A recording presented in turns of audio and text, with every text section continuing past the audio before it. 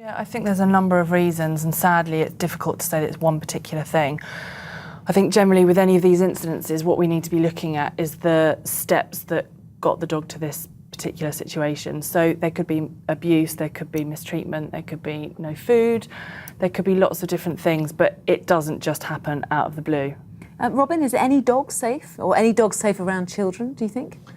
I think you have to be very careful with dogs just around children. I think leaving children alone with dogs is a very risky thing to do at any stage, because you don't know how children are going to behave around the dog. You don't know whether they're going to do something that's very alarming.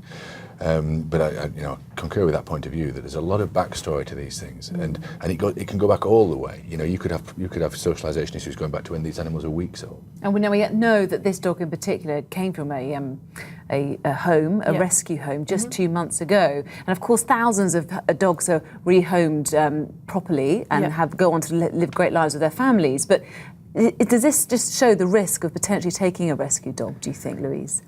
From my point of view, I would say no. The main reason being that I feel that actually, whether you take on a puppy, you take on a rescue dog, or you take on an adult dog, potentially there can be a problem with any dog. So I think actually with any of these situations, we need to be going back to the history of this particular dog. And I think if you were taking a puppy, you would be looking at the breeding, and the same with a rescue dog, you need to be looking at the history.